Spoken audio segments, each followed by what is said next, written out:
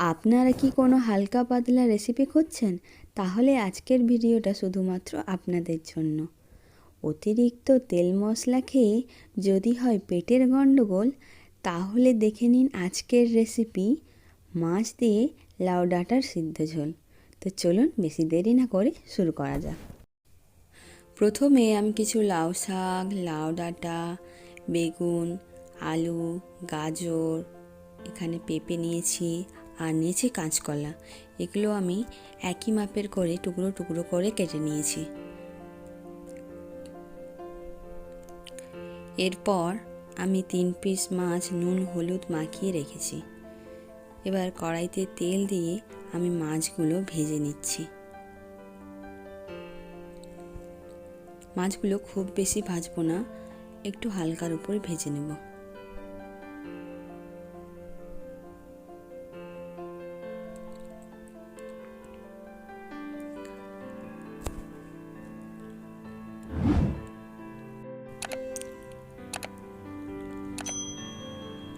মাছগুলো আমার ভাজা হয়ে গেছে, আমি এবার এগুলো তুলে নেব।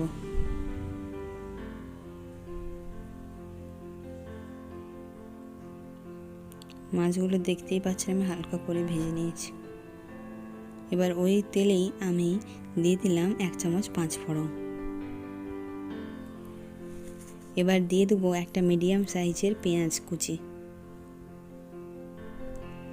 পেঁয়াজটাকে আমি একটু ভেজে নেব, খুব বেশি ভাজলে হবে না, একটু হালকা ভেজে নেওয়ার পর এর মধ্যে আমি দিয়ে দিলাম ধুয়ে রাখা সবজিগুলো।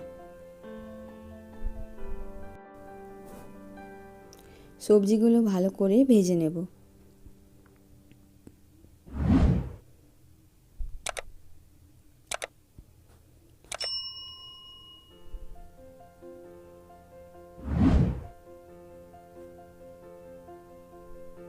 এবার এর মধ্যে দিয়ে দেবো 1 চামচ লবণ।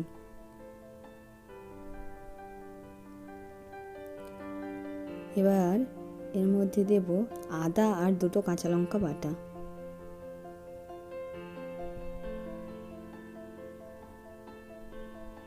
ভালো করে মিশিয়ে নেব আমি।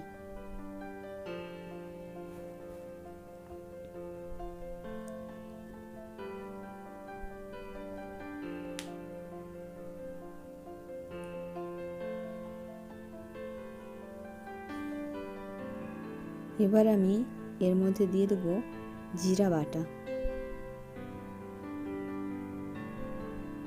1 চামচ হলুদ আর দেব 1 চামচ ধনে গুঁড়ো। সমস্ত মশলা দিয়ে দেওয়ার পর মশলাটাকে সবজির সঙ্গে ভালো করে ভেজে নিতে হবে, যাতে মশলার কাঁচা গন্ধটা চলে যায়।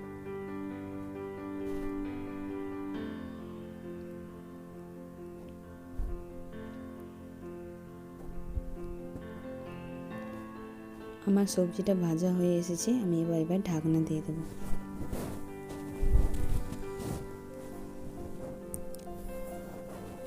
এবার দেখব কতটা সেদ্ধ হয়েছে। সবজিটা আমার প্রায় ভাজা হয়ে সেদ্ধ হয়ে গেছে। এবার এর মধ্যে আমি পরিমাণ মতো জল দিয়ে দেব।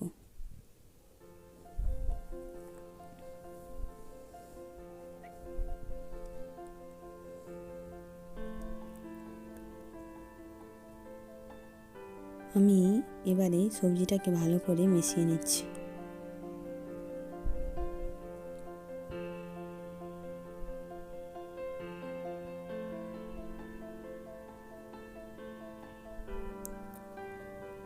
এবারে আমি পরিমাণ মতো একটু লবণ দিয়ে দেব।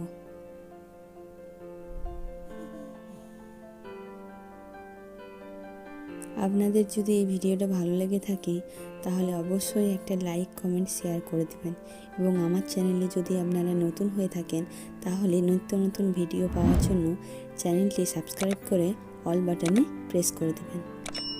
এবারে এর মধ্যে আমি ভেজে রাখা মাছগুলো দিয়ে দিলাম।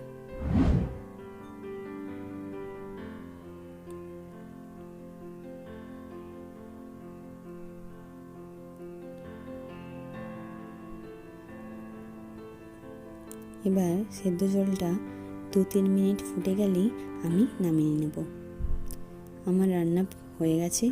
আপনারা দেখতেই পাচ্ছেন কতটা লাইট রান্না হয়েছে। অবশ্যই বাড়িতে একবার ট্রাই করবেন, আপনাদের খুবই ভালো লাগবে। ধন্যবাদ।